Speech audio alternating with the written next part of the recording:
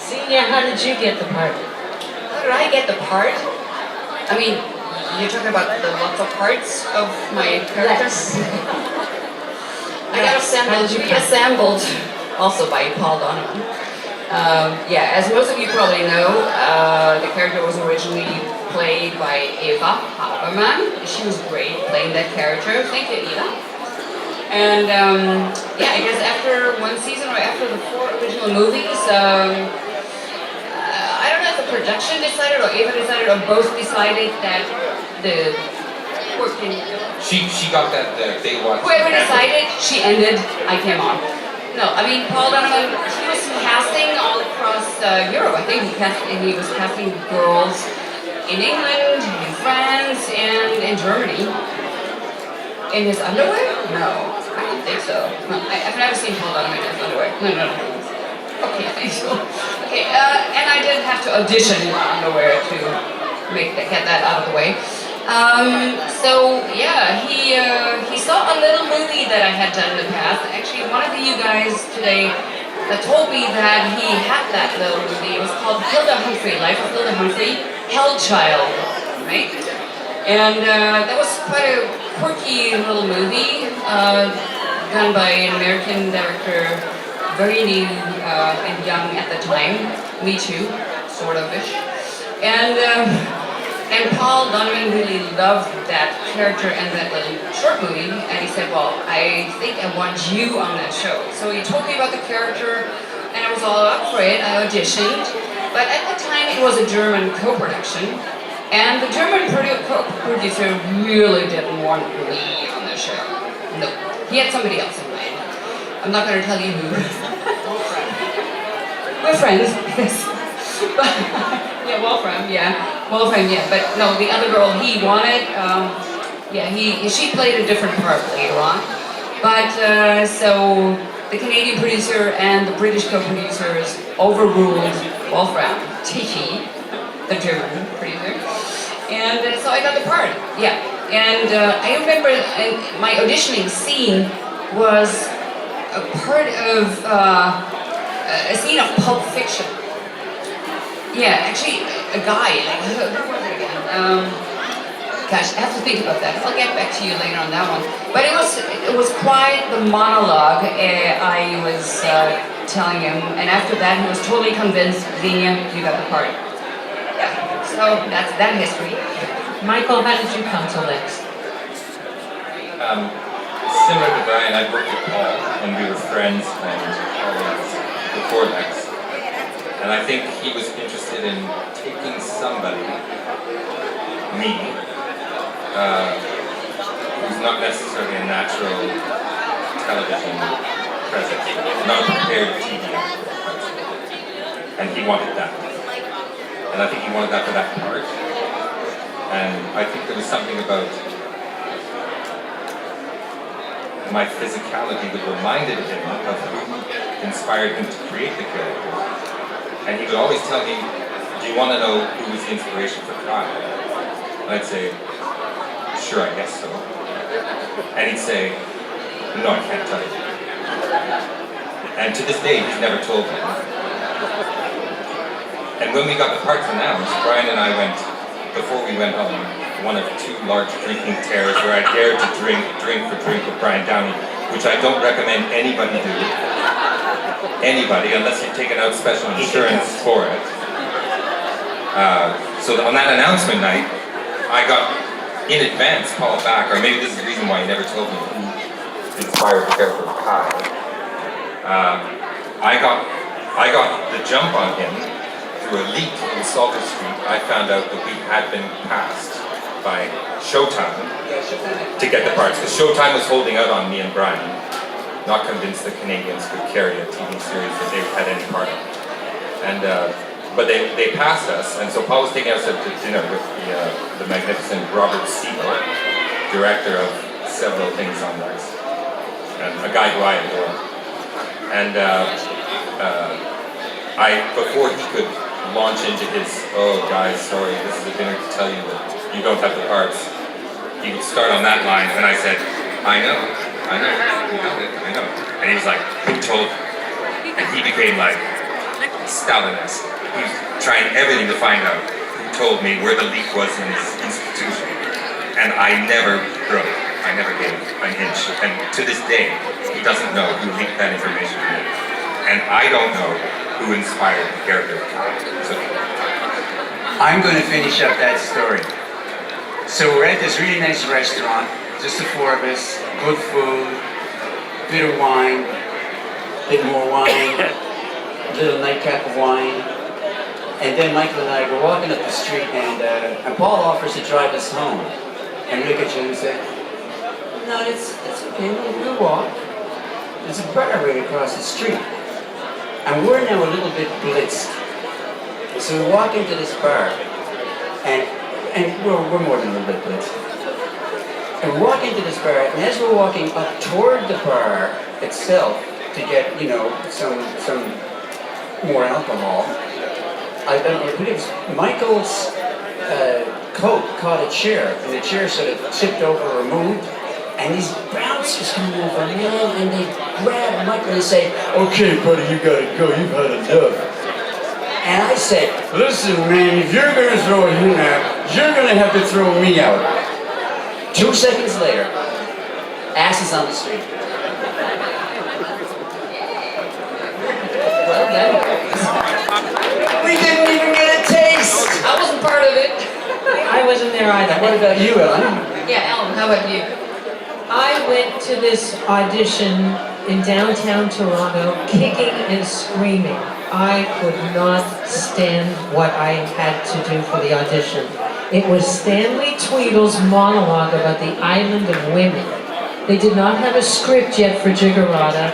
It was something about, oh, I love this woman and I love this woman, and I had no clue what I was going to do in the audition. Is there children here? So when I was in the audition, I'll put this very tactfully, I decided that I would do it as someone who was in love with sex and sort of predatory and wild, and I remember Paul Donovan's mouth going like this, and I knew that I had, and like everybody else just sort of did it, and I took off a lot of clothes during the audition, I remember that, but I had clothes on. Don't get any ideas. And then for the callback, there was Jiggerata, and he wanted me to do the same thing as Jiggerata, and I remember spreading myself against the wall with my leg up like a praying mantis and being very physical with her and lots of tongue acting, and I think that's what booked the part. And so I never wanted to go, and then the rest is history, and now 20-something years later, we're all here together. It's pretty crazy, yeah. That took a big risk. It's amazing, actually, the whole, because I can picture that leg and tongue action. Actually, when I auditioned, there was no sex involved in my audition. I mean, nobody even talked about a love slave, as far as I remember. So that came on when I already signed the contract. You had no idea what you were I have going. no idea what this sex thing is that they're talking about. I'll explain it to you later. Well, maybe you haven't watched the show. Yeah, we'll explain to you tonight. But maybe some of you guys can explain to him. I need pictures. Right. Proof. Is there another question out in the audience? Any questions so far? Yeah, man. I want to know, I knew when I first saw the show in the West that it was something.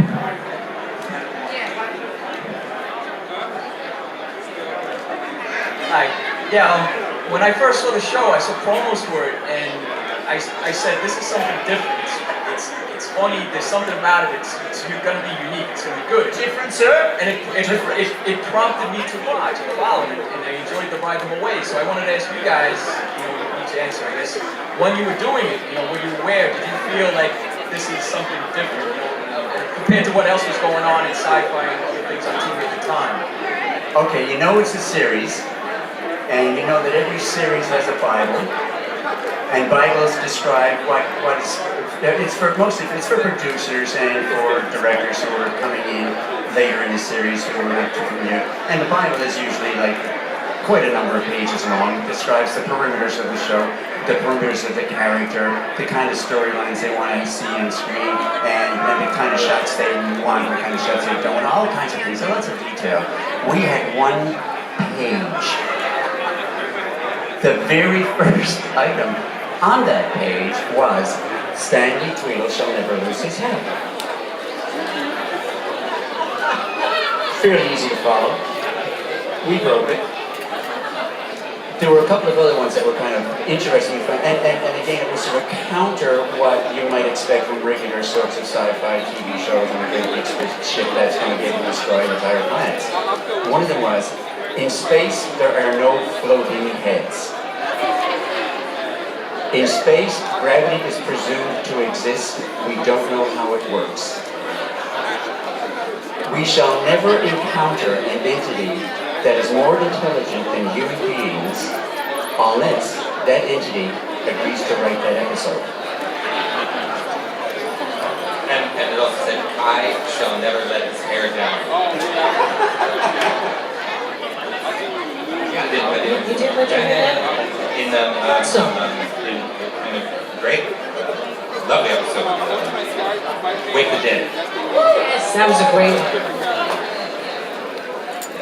That was a great episode, man. That was really fun to watch. I watched it again a few nights ago. It was amazing. Yeah, so in terms of knowing what your act when you're doing something, what Lexx always felt like, which is what Canada sort of feels like when you live there.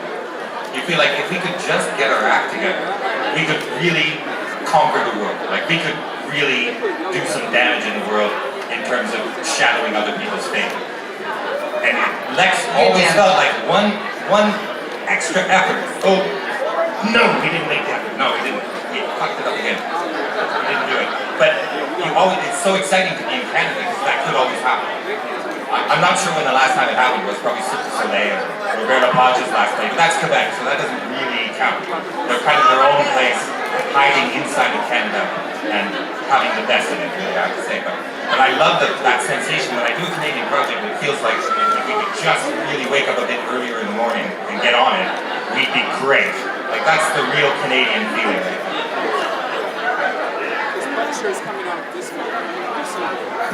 Well, I know this one thing. It's really, you never really know how anything is going to conclude. You don't know where anything for sure is going. That's part of the industry. Whether, you know, if you're on stage, you don't know if the audience is going to love what you're on stage. You don't just try to do your best, and you try to be honest with yourself, with the character, with the director, and the producer, and you have the consultations, and you try to be a decent human being while you're doing it. And one of the things that is sort of one of the nice results of that kind of camaraderie is that I still live in Halifax, and against my better judgment, and I run into crew guys there quite often, guys who stayed there, guys that we work with for one season or for 2 seasons, some guys we work with for 3 seasons. I run into these guys and they still say, like more than 20 years later, and these guys work constantly, that it was the best experience they ever had. And I think it was because we were a very tight, cohesive unit, and we easily felt the pleasure we had, the joy we had, whatever words you want to use for that feeling, in coming to work every day. And you know that you're going to be, if you start the day, you're going to be working 12 or 14 hours, you're going to be in makeup the whole day long, you're going to be in some difficult circumstances, and you cannot fucking wait to get there. Cast had great chemistry, honestly, from the start, I would think. You know, that Brian and I, we had this great adversarial, fun. Every time I looked at his face, he made me laugh. He didn't know that part. But as Jiggerada, and we just had so much fun, a lot of fun torturing him. I really enjoyed it. It's just an ugly face. It's just going to make you laugh. I mean, come on. You know? It's a beautiful face with great expressions. You had the best takes. You had the best comedic takes of anybody. And yeah, that's right. Yeah. No Tourette's, but and Brian and Mike, you had to admire how much stillness, if you noticed, how much stillness he had in his character, and I don't know, what was your favorite part of playing Kai? I'm just curious. What did you find challenging? Did you find nothing challenging? Interesting, it's a very interesting role. I've never seen that happen on television. Oh, he's thinking. What newspaper do you work for? Pardon? What newspaper do you work for? I work for the Jiggy Times. I think my favorite part of playing Kai is in the narrative part, where Kai gets sprung from the main narrative and is off on some plot, getting somewhere on foot where he doesn't take a spaceship, that kind of thing. And the strange characters that get picked up along the way. But being like in the netherworld of the plot, something like that. Xenia? Actually, for me, you know, like this part, why it was so special. Besides, it really felt like we were one big family, and like being back together here after so many years today is like, okay, the moment we got back together, it was like, here we are. It feels like no time has passed in space.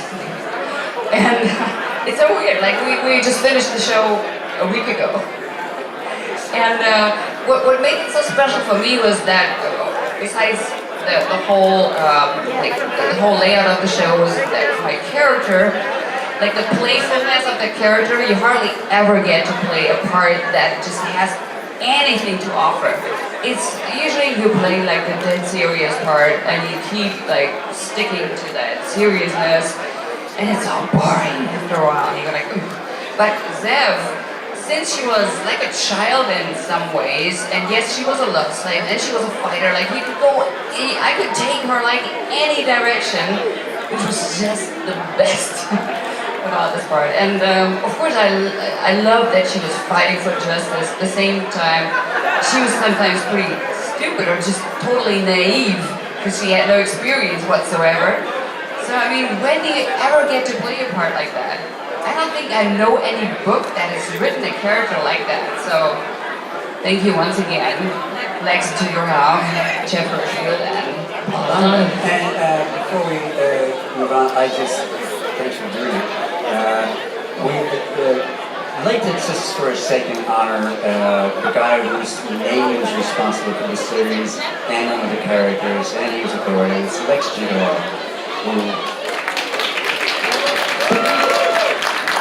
Died really suddenly. So for me, my favorite part was the boots. I really like the boots. I have bunions on my feet the size of Mount Everest, so they had to make boots for me. I wanted to wear boots. I'm not a boot guy, but they put me in boots. The bathroom for you. I like to say the word boots. It's a 5-letter word, I prefer 4-letter. And I'll tell you the reason why. It's because they had a nice loose top and a generous foottle area. Is that what you call it? The foottle area? Yeah, anyway, the top was so wide. Any given day, I could keep in any one of those a bottle of water, a package of cigarettes, a lighter, and I keep a camera, and I keep extra film, and a little snack. So for me, it was definitely the boots. What I tell you, like if Stanley ever looked like he was in pain, and that wasn't acting, there's that, it's boots. Here I thought you were a great comedic actor doing great takes and just the boots. It's mostly boots. Boot acting. Boots. Excellent. I would do that. Yeah. Yeah, actually, a lot of times. I like a lot of booty. A lot of times I would have wished to be in your I boots. like small booty, I like big booty, that's, you know, but I gotta have boots. Here comes a song. I like what you Just, yeah. I don't know, is that a wrong thing to say? Yeah. Does somebody else have a question that involves boots?